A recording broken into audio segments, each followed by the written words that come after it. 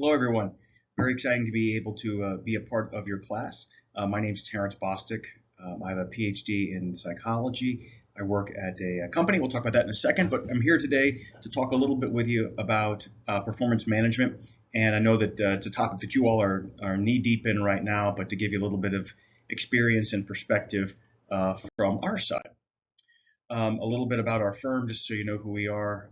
We're based here in St. Louis. We were started in 1975, and we're industry agnostic, as we say, so we work for just about everybody, from the big, large global companies to small privately held companies. Any place where people and talent are important, we can work there. Any given year, we'll have about 400 different clients, and most of them are long-term clients. It's how I got to know Al Berardi. We worked for Al when he was an executive at McCarthy, which I think is, something like a $7-8 billion construction company these days. So that's how we know each other, and very excited to be able to talk to you all today. We do kind of everything that you would learn about in industrial psychology at our firm. We do a whole bunch of pre-employment assessments. We do a whole bunch of leadership development. We do a whole bunch of assessments for helping people get better in their roles. A lot of executive coaching, and then a lot of organizational development work as well too, which performance management would fall over there.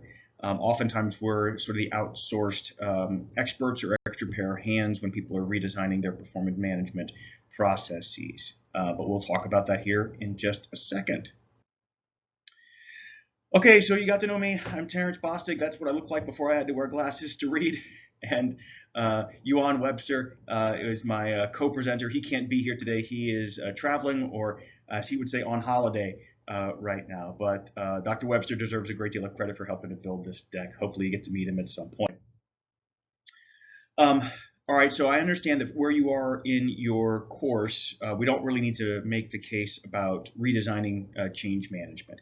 But in general, and I'm old enough to remember this, but if you go back to the turn of the century, nobody liked performance management processes. Performance management.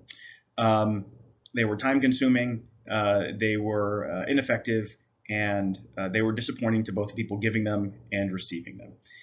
So in general, they also seem to have pretty low impact on performance. And I would say, at least from our side of the industry, from the industrial psychology side, around 2005, 2010, people started writing papers and doing research around, hey, we've been at this for 50, 75 years. Why is performance management still so bad? I think that's really when we started seeing the renaissance in performance management, and people starting to really look at it and figure out how much money they were wasting with it and how it could be better. So it's an important part of how we got here. I would say that just practically, there's still a lot of room to grow. There's plenty of success stories out there, but there's also plenty of places where there's still opportunity. I think that's because it's sort of like doing push-ups. We all know it's good for us. It's just hard to do and kind of unpopular. So whenever you're looking at a performance management system and you're starting to do the redesign, the first recommendation we have is think about it as holistically as possible. You want to look at the strategy for the business. Every business makes money, and how they use people and talent to make money sometimes is not well understood. I would recommend that you fully understand how does the talent in the organization create revenue for the company, and then what's the company's business strategy. We work for some organizations that are franchise operated, and they may turn over their people 2 or 3 times a year. We work for some family-held businesses that have been held for 6 generations. Those are part of their people and talent strategy, but they also, may have business strategies that could impact how they want to handle their people. So I would recommend that you should be able to understand and explain the organization's strategy as well as any of the executives if you're going to redesign the performance management process. And then how do we tie the performance of people and their development to the reason that we're in business? What's our professional differentiator? Why does the marketplace need us? And then how do we tie our performance and how we grow our people to that? And then ask the question, what do we need to do this, and what stakeholders do we need to involve? When I've seen this go poorly, it's oftentimes done in a vacuum where you've got great HR professionals designing a system that may not work well when you actually pressure test it against the real world. So when you're looking at how you're going to redesign something, you're looking at a case study. Think about the business the same way you would if you're working on your MBA. Think about how big the business is. Are they geographically constrained? Are they geographically mobile? What's their plan? How is the business performing? Is this a turnaround? Is this incremental growth? What's the competitive marketplace, both just for the products and services they sell, as well as for the people and talent? Do they anticipate that this is going to be a high growth area? One of the places right now that I think is fairly cost constrained is healthcare, but healthcare is also a massive industry. How healthcare is managing their talent is, I think, pretty interesting right now because it's very difficult. It's not a growth industry, so they're having to do a lot of retraining and repurposing, but that's created some very interesting opportunities inside of that industry. How mature is the organization? Is this a 50-year-old company, with, I'm making this up, 700 employees and a whole bunch of great talent staff that has figured out how to do this and we're just improving a process? Or is this a place where people still don't get yearly performance reviews? Knowing where you're starting from, I think, is important because anything you do is going to be iterative over several years. And then how does leadership think about people and talent issues? If they think about them as fungible and disposable, it's going to be very different than if they think about them as resources to be invested in. And then there's, a wide variety in between. So really try to get a sense, have some of those 5 p.m. conversations with the executives and see what they'll tell you about how they really think about people and talent issues. So here's some of, we're going to present a little bit of the kind of early research on it. Look at costs. Time is money, as they say. How much time people spend on this can be pretty staggering, especially if you can articulate how they could be creating revenue for the company or enhancing the company if they spend on other things. Look at existing data to make the case for ROI. We're putting up here the Gap study, the Deloitte studies. These are probably 10 or 15 years old, but I think that this was really back in that time when the industry was getting motivated to do something better. And $35 million, that's a real number. Since I trained as a psychologist, I always think the ultimate goal is behavior change, but I'm assuming if I came from a different industry, I'd have a different perspective. But we are talking about how do we get people to act differently as leaders, managers, individual performers, whatever they do. What are some of the keys to that? It's aligning the individual and the organization's objectives. It's like realtors and home sellers. Realtors and home sellers are pretty much motivated for the same thing. They want to sell that house and they want to sell it for as much as possible. So think about what you can do to better align the objectives of the individual to the organization. And it's usually done by having a cascading process. So the different objectives flow down from higher level goals. It's a little bit of an old book, but the 4 disciplines of execution talks about this. Is you have the superordinate goal, and then every division has their own version of that goal. Then every individual has a version of that goal as well too. Strongly recommend that you set flexible priorities throughout the year. These aren't set in stone. As industry moves faster and faster, the speed of change is higher and higher. So what may be a good priority in December may not make a whole lot of sense in May. But do have those priorities in front of you and make sure that they're negotiated and renegotiated. Informal feedback, ongoing feedback appears to be very potent. So it's the interim conversations that you have with people that appear to be as impactful, if not more impactful, than the actual performance management, old-timey yearly sit-down. Provide coaching. Good coaching teaches people how to do differently. It just doesn't tell them that they need to be different. And finally, remember that this is a process that's co-owned by the manager and the employee.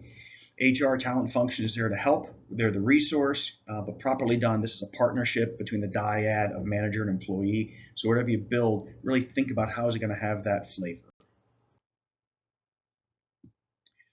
All right, so you've figured out overall what the vision strategy, the business model is for the organization. Now let's think a little bit more about, how do we create a new system? It's going to be different in every place, so be very careful thinking you can extract it from one organization and replant it someplace else. I saw a presenter, this is probably a decade ago, talking about how the FBI had redesigned their performance management system, and they said it was a whole lot of conversation with just a little bit of documentation. And that still stuck with me, that the FBI had gotten really over invested in documentation and had I'm making these numbers up, but had a 7-page performance management process that ended up being a page and a half, but created time for a lot more conversation. So think about, that's the low process, high content. And also think about, how are we, I used the word a few minutes ago, extraction. How are we extracting information? We can get our employees exposed to high quality experiences and get them to learn well. The issue is, how do we have them apply that information? It's very easy to send people to a training on management. It's very hard to get them to actually change their behavior as managers. Think about what you're doing through that year and with this process to really extract knowledge from any developmental experiences they're getting exposed to. If you need help in presenting this idea to others, think about the people that have done it really well. These are some high visibility, high profile ones that have touted their success and their household names. There's other success stories out there. I would encourage you to speak in the business community and find those. I think it's something that a lot of times people think can never go well just because they had bad experiences with it for the first 30 years of their profession. But revolutionizing it by understanding the vision and strategy and then building a process specific to it is really the way to go. It's also very hard to replicate. This is one of those things that's easier to describe than it is to put the work into. So it can become a competitive advantage, and a competitive advantage that it's actually pretty hard to steal. All right, so you understood the vision and strategy for the business. You've done a great redesign. You've got an iterative process with flexible objectives. Now, what do you want to do? You want to get buy-in, so it's that prevents failure. Get the internal customers in as soon as you can. So when you're presenting the final product, you can say, here's that thing that you asked for, and remember how you said you wanted it like this. Be able to present it in a crisp fashion to senior executives. Someone once told me the way that you should present things to senior people is you should be brilliant, be brief, and then be gone. So think about how quickly you could describe this to a group of senior executives. Could they understand this from a one-page handout? Go around, spend an extra amount of time to get buy-in and alignment from your sponsors. You should have some senior executives that are sponsoring this. It's like when I work with a president who reports to a board, I said the most important thing you do is go to lunch with your board chair every month. So make sure you've gotten their buy-in, just not the head nod in the meeting, but the 30-minute coffee to make sure that they really are behind it, or whatever their concerns are. Get ready to go to senior leadership for your presentation, and get a couple of your colleagues to come in and watch you preview it and see if they can poke holes in it. It's the most loving and considerate thing they can do, is try to knock you down a little bit before you get the tough questions from senior leadership, and then take their advice and buy-in. It's the good plan executed vigorously is better than the great plan implemented lazily. So think about what feedback you could incorporate that would get more enthusiasm. A little bit of feedback that you may not fully agree with, but people have a lot of enthusiasm around, is going to get you a better product at the end anyway. I love the word pilot. The idea here is that you want to test it. So find a division, find a function, find a geography, roll it out there and see what went well, and then what you can do in a second iteration. Find some easy wins, get some internal supporters who will tell the story broadly, and then decide, do we want to pivot, do we want to change, or do we have it 95% right and we want to go forward? Make sure you have a timeout and have an active conversation around that. And know that those pilot populations, this could be a real plus for them. Think about this as a way for them to be on the cutting edge, the tip of the spear for the organization, and that sometimes can be a good place to pilot, is part of the cool or sexy part of the organization that wants to be a little avant-garde and try new things out. This can be an easier place for them to say yes. Remember that there's great support for this. I don't know of many. There's far more success stories than there are failure stories. I'd say the failure stories are really places where people lack the ability to persevere.